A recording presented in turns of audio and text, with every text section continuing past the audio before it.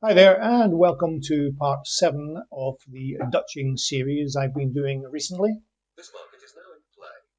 So far, we've primarily been concentrating on Dutching in the horse racing markets. So I'm going to carry on with that today by introducing and discussing a variety of oddball ideas I've had over the years, as well as introduce you to a new one as well. So without any further ado, let me just bash on. One of the things I've been doing over the past few days is developing a automation greenup process that greens up based on the maximum profit available after placing your bets. I won't go into that just now in this video. I'll do a separate video for that because there's a few things I need to flag up to you about that. But what I'm doing here is based on our old friends at Naps Checker. I dedicated a whole episode to Dutching those selections based on the idea that if these guys were half as good as they might claim to be in trying to find winning horses, one might expect that their horses, their selections should at very least shorten in price in running. And that's what that episode was looking at, with a view to Dutching them and trading out in running when a profit target was hit. Based on that same idea, we can oppose them if we assume that irrespective of their selections shortening in price, it's generally recognised that the vast majority of newspaper tipsters don't have a particularly good record long term. So although they may find the odd winner, generally speaking, there's losers. And that's what we're doing here. So rather than Dutching to back, we are Dutching to lay, with a view to trading out in running. And I've been playing around with this as I've been developing my Greenup automation this afternoon. And so far, these are the results I've been getting, which are very promising. And so this is what's happening in this particular race at the moment. The two selections from Naps Checker are here. So I've Dutch laid them using the Dutching lay dialog, setting it for a maximum liability of £100, and then choosing the selections as laid down at Naps Checker. Now what you'll find is that it tends to take a while for the Greenup process to happen. I'm not sure it'll happen in this particular case, given that two of our runners are clearly out of it as it is at the moment. But the usual story of just letting it run to see how it goes. And you'll also find that you need to wait a fair distance into the race before the Greenup process would actually happen.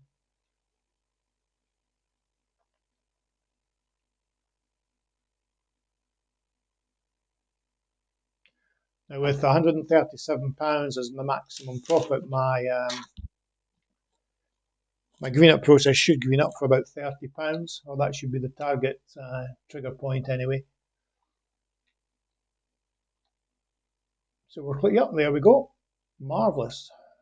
We just need the other one to be taken. I may manually come out of that actually, unless it rises a little bit more. Good, excellent. So that's another one to add to the list. That's a 100% record so far today. That's interesting. Okay, let's nip on to the next race, and I'll do the same. I'll let you see what I'm doing. So off into Haydock, I'm going to set my Greenup rules to that. As I say, I will do that in a separate video. Haydock 240, so we nip to Naps Checker. Haydock 240, we're there already. So there isn't much of a consensus in this race, hardly surprising given the number of runners. But we're looking at, right, Two Amigos is a non-runner. So we're probably looking at Fontaine Collonges.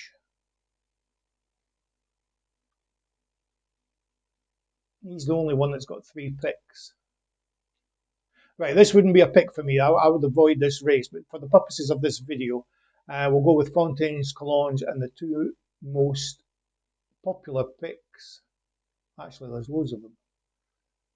We'll do the 2 up here. So in the Not a Chance and Tim Pat. So we just simply choose the Dutching Late option. We'll go to that one, Tim Pat, and the other one was Not a Chance. So you see if this race was let to run, we got a profit of £54. And that, based on my strategy for greening up, would be a green up for £10. So we'll just pause the video, then I'll submit the bets, and we'll see how this one goes. Okay, we're off and running in this particular race, and it's quite a long race, so I may actually just skip away towards the end at some point. Ignore this bet here. This is a control bet that I'm using with my automated variable greenup strategy that I've been developing over the past few days. That will disappear when the greenup process kicks in. So we're looking at £53 maximum profit, so that should yield a profit of around, or a greenup position I should say, of £10. So once £10 has been hit, that should green up. And so there we go. That's the basic idea of using the Dutching Lay option to Dutch lay the naps checker. So it's interesting, you can actually use the same picks and do it for Dutch backing as well as Dutch laying. Obviously very early days with the results that I've got so far. But that's what, 9 markets to 8 markets have been closed, 8 markets and £189 profit, albeit it's in simulation mode. But that's showing some very interesting results, and it's certainly worth investigating further.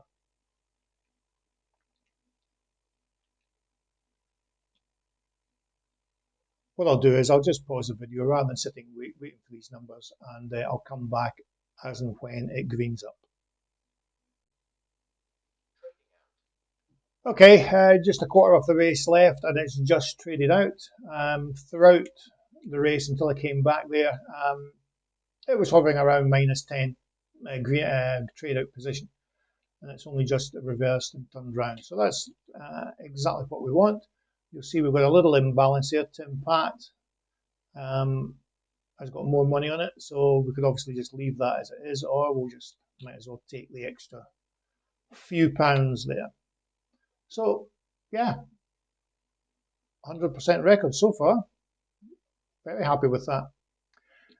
Okay, let's move on to something that I did way back in the dim and distant past. I've had a number of Dutching related ideas that I didn't take any further, partly because I didn't have any time, or in those days certainly Fairbot didn't have the same level of facilities that it does now. So from that point of view, it may be worthwhile revisiting.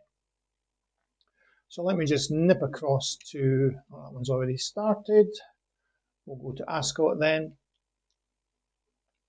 So you may have seen some of the videos from the archive playlist. And one of those is the idea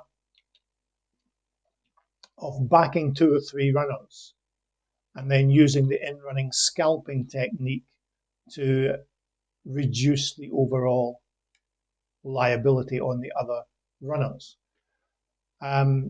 So to give you an example, whatever method you want to use to pick, so whether it's nap checker, whether it's pace maps, whether it's the previous form over the recent times, it doesn't really matter. This technique, however, does work a little bit better if the odds are relatively high. So in races such as this is kind of ideal. So let's just use, for the fun of it, the naps checker picks, just because we can. What was that? That's the Ascot 3 o'clock.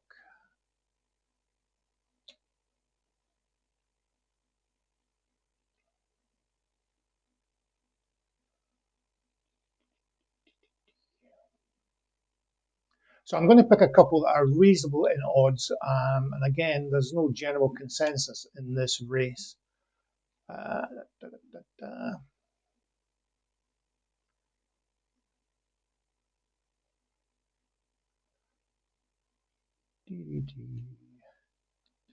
I'm tempted to go with home public and 50 ball. Let's have a look at the base maps.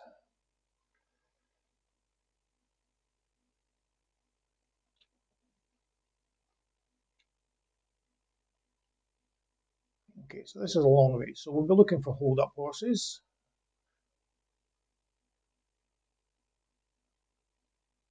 Yeah, I'm happy with 50 ball and indeed home public.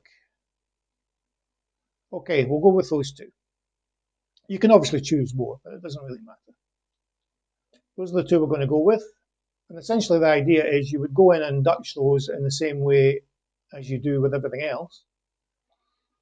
And you'll see that we'll end up with £356 as profit on this, although obviously that will change because I won't submit this until nearer the off.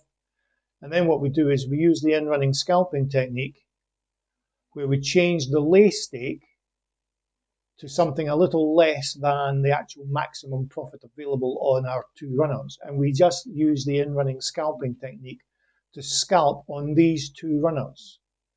And the idea being is if any of these runners shorten in price and go on to win, we'll still have green on them. Whereas if they drift, we can nibble away at the overall liability in the same way as you can do on the in-running scalping technique. So let me wait till near the off and I'll submit this Dutch and let you see that in action. Okay, just submitting the Dutch. Obviously, I've only gone for two selections here, but you can clearly have more. For the purposes of this particular strategy or technique is to not only Dutch, but also use the in-running scalping technique as well. If you're not familiar with what that is, there's a dedicated playlist to the topic. But what we essentially do in this particular case is rather than do the in-running scalping on all the runners, we only do it on these two in which we have the Dutch involved. Now, the first thing we do is notice the potential profit on these two runners, £428. So we change our lay stake to something like 400, set it to a liability, and that means when we lay any of these, there'll still be some profit on that runner. The idea being is, if you're familiar with the in-running scalping technique, that if it goes against you as you're laying or lay scalping these runners, if one of them gets away from you and keeps on shortening, you can get yourself into bother. Now, if that happens in the case of one of these two, it doesn't matter because there's green already on that horse. Or that's the theory. You can obviously specify whatever offset you want. For the purposes of demonstration, I'll just go with 5. You could theoretically use repeat on success as well, which I won't. Of course, these are all detailed in the various videos in the in-running scalping playlist. So we just need to wait for this race to get going, and we'll start scalping on 50 ball and home public. Okay, we're up and running. I don't have any automated green up option set, so you want to green up manually in this case. So all we do is go in here and start laying. Now your offset that you specify here, you may have to experiment with that to see what suits you best. But here you can see both of these have been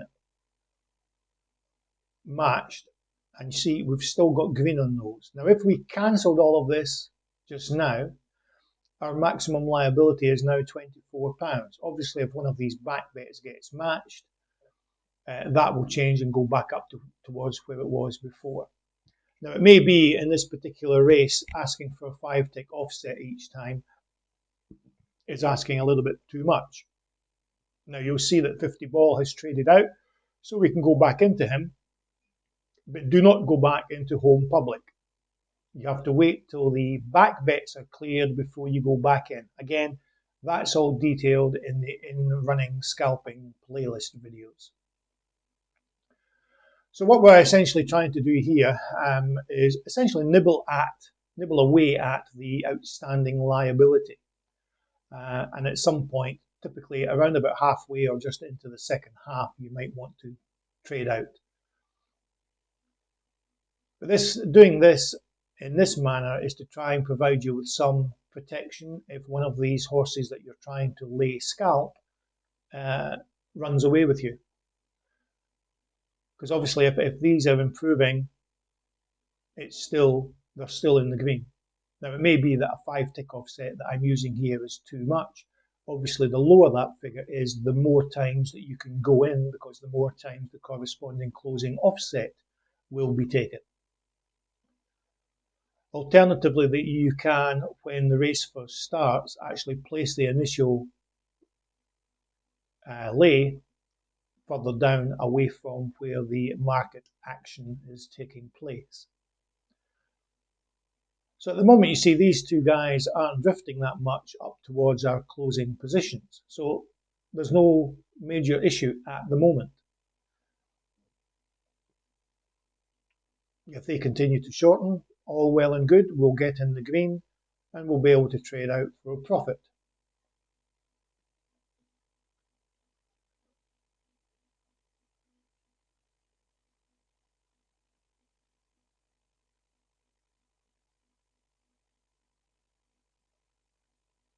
Now I'm going to let this go fairly, pretty much towards the end of the race.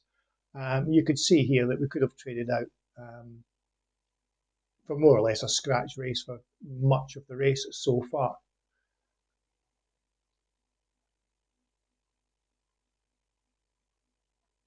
Now our entry points were somewhere around about 11, I think they were. So these two here are following on quite well from the Naps checker thing from a Dutch back point of view. They are shortening in price. But you have to keep an eye on them as you're getting towards the end of the race, because you don't suddenly want them to shoot out.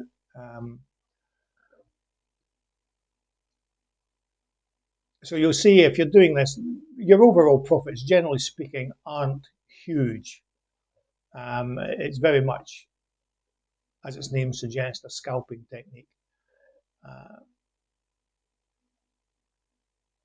Right, you see how that suddenly jumped because the 50 ball back bet was matched again. So of course you can still go in, although it's coming to the end of the race. So we won't really get much on 50 ball, I don't think. I'm just going to let this run rather than try and trading out, but it gives you an idea, a flavour of what I'm trying to do. So 50 ball is clearly out of the running now, so he's not going to get matched anymore. Okay, so the general rule of thumb within running scalping technique is to get out between 50% and perhaps 70% of the race. You wouldn't normally let it run in like that, but I just wanted to show you what I was trying to do here. So that might be something you want to try, albeit this particular example wasn't very profitable. Okay, let's move on to another thing that I looked at in the past using Dutching. And again, you may have seen some older videos. Let's go for a different race, actually. Yeah, that's better. Okay, I'll skip forward towards the beginning of this race. Right, there's about 3.5 minutes to the next race at Haydock. Let me introduce to you what my thoughts are. Now, this is something I did ages and ages ago, but I abandoned the idea partly because I was having to do things manually. Fairbot didn't have any automation at the time, so it may be worth looking into it once more. For those of you who are familiar with lay the field, the idea of being able to lay every single runner at odds that are much further below the current market price for each of those runners. The idea being that in running, one is hoping that more than two of your runners is matched and guaranteeing yourself a profit. Well, you can essentially do the same thing on the backside. However, what I would tend to suggest is that you Dutch back rather than back everything for the same stake. The simple reason it's easier to control your liabilities that way. So essentially, with the Dutching window open, if you select all, you'll see that you get this message coming up saying that the book value is exceeded. It's above 100. So you can place a Dutch like this by asking for all of them. But if you start to increase the requested odds, this message will disappear. So, for example, if I set a global offset to 1, I could place the Dutch, and the Dutch would go in at all of these odds, and if every single one of those was taken, you get a profit. And you can see it's flirting with hitting the 100% mark, so it's still invalid, so quite close. So if you increase that a little bit further, you'll see you can start to realize a profit, a bigger profit, if every one of those bets is taken. And that's essentially the premise. You're looking for volatility in the market in running, so that each horse might drift a certain number of ticks before coming back in to win the race. How many ticks you ask for is really up to you. Way back when, I was looking for 10 ticks, and you can see in a race like this, where it's fairly even all the way through, 9 runners, you could realise a profit of £30-ish, assuming every single runner was taken. Now you might be suggesting, well, hang on a minute, what happens if something doesn't drift high enough and it goes on to win the race? Well, the important thing about that to note is that you're not risking your whole £100 stake. If one of those runners doesn't drift, the stake on that runner, let's say it's a favourite, for example, Changing Man, the stake would be £18. Well, that £18 wouldn't be taken. So your actual risk of the Changing Man going on to win without being matched is 100 minus the £18. So that would be your overall stake. Conversely, if the outsider went on to win without drifting, you would be looking at £100 minus 8 in this case. We'll stick with 10 for now, and let's just submit this and see how we get on. I'm just going to let this run. Oh no, it's a 3 mile thing, isn't it? Yeah, let's just see this. Apologies for the length of this race. I didn't pay attention to that. So this will take 5 minutes. But essentially what you're looking at is all these runners here to start getting matched, and you'll see that as they do so, your liability starts to increase as each of them gets matched, and your maximum profit starts to go down as more and more get matched. You'll also notice, if you keep an eye up on here, that you can manually green out at any time. And conversely, you could theoretically assign an automated Greenup position. There's a variety of ways of taking or tackling this type of strategy. You can automatically green up, you can manually green up. You could also just let the thing run like I'm going to be doing in this particular race. You could also monitor the market and, let's say, wait until there's only one back left to take and cancel it. So essentially you're creating what is effectively a lay on that remaining runner, and the lay will be for a liability less than your overall stake. And the easiest way to do that, of course, you can obviously watch the market and just click on cancel there when there's only one left. Or, of course, you can use an automated cancel procedure that just monitors to see how many unmatched bets are in the market and cancel it when that gets down to 1 or 2 or however many you wish to cancel. So there's a variety of ways of tackling this type of thing. As I said, I didn't spend a huge amount of time on it once I played around with this idea, simply because I felt I needed a level of automation to actually test this and play around with it. But now that Fairbot has, it's something that's very much on the back burner, something else I'd really like to have a wee look at again. So as you see, we're not even halfway round yet, and if you think things aren't going well for you, there's still plenty of time to trade out for a relatively modest loss at this particular point. This may well be the type of strategy that you might want to be at least looking at the pictures, albeit the pictures are delayed somewhat. But ideally, if you want to do this, what you're really looking for is a fairly volatile market, and from that point of view, it may be better to consider sprints rather than a long race.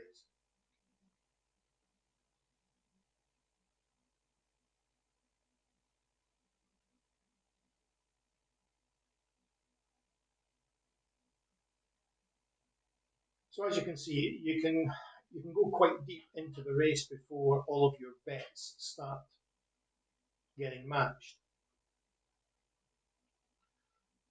But of course, you have complete control. You can bail out at any time if you're not comfortable.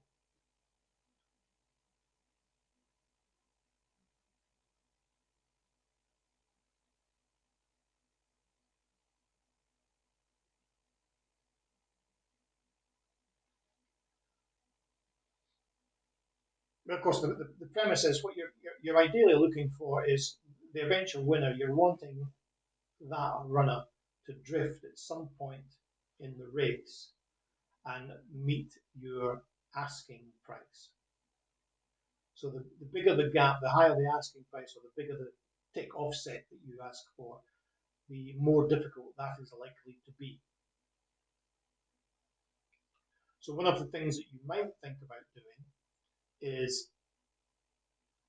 increasing that tick offset that you ask for to something, up towards 20, even possibly 30. So what you're looking for is a runner that's, clatters a fence, for example, shoots up and then picks up momentum again.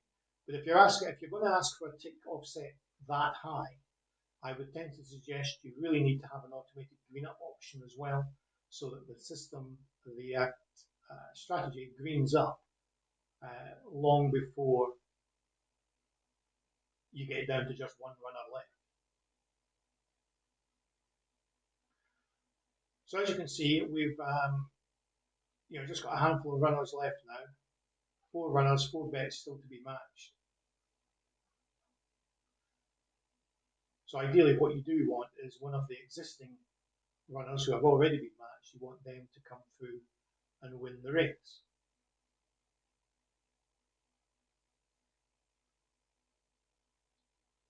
And who would have thought that the 2 examples in terms of your overall liability, the ones that are left are the outsider and the favourite. I couldn't have planned that if I tried.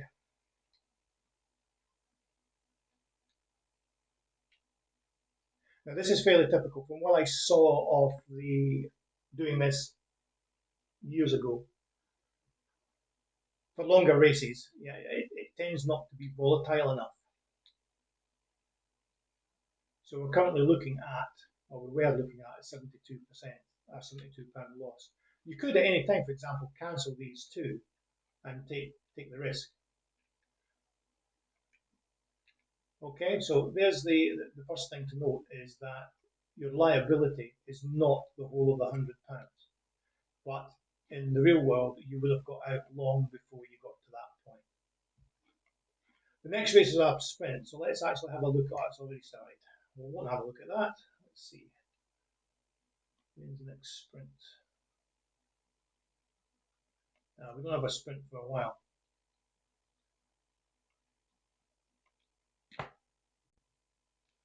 Okay, what I'm going to do is do that again, but I'm going to implement the Greenup strategy that I've been playing with and see how we get on this one.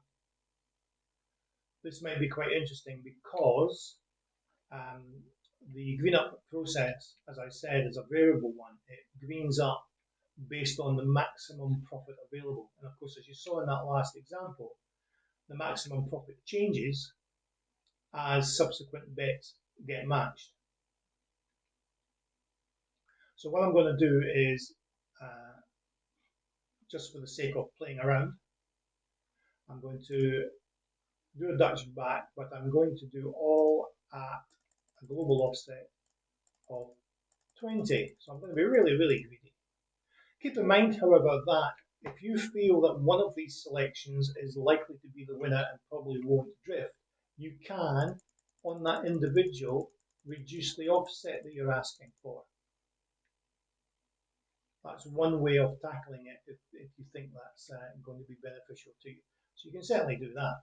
That's not a problem at all. And you could theoretically do your skewing by changing the variable stake ratios and so on that I've shown you in an earlier episode. So if I select all, put that back to 20, that's the thing that we're going to be looking at. We're not going to get £45 profit because I'm not going to let the race go that far. I will use this, but I'm interested to see how this variable Greenup process works on a race using that strategy. So again, we'll fast forward to the beginning of the race. Okay, let's just set up the Dutch. Again, we're going to select all. I'm going to set a global offset of 20 ticks. And we'll submit that. Now my automated Greenup strategy that I'm using, as I said, I'm not sure how this will work, if indeed it will at all, just because the maximum profit will be changing throughout the race. But what I'll do is, given that this race is 2.5 miles long, I'll skip ahead a little bit until these things start to get matched. Apologies if my sound dipped there. I didn't notice my microphone had fallen off. So what I've done is I've set up the Dutch asking for a global offset of 20 ticks, and then I've got my automated Greenup process which should kick in at some point. Now what will happen is, I'm not sure how this Greenup process will work in actual fact, because the maximum profit will vary as additional horses are matched. So you can see the first one has been matched there at quite high odds, and it's come back in again quite nicely. So you could trade out for a £12 profit there, so that would be lovely. And at the moment we have a liability, an overall liability of £21 in the market, or at least matched anyway.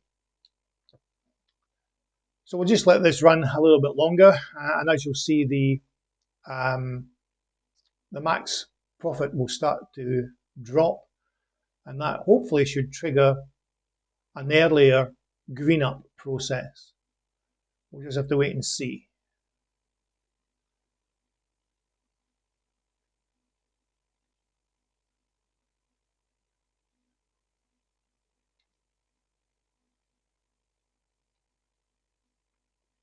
But even if you weren't using an automated Greenup process, you can see from just a couple of examples I've given, you can trade out manually.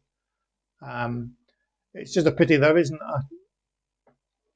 a short race, a sprint coming up in the next half hour to show you.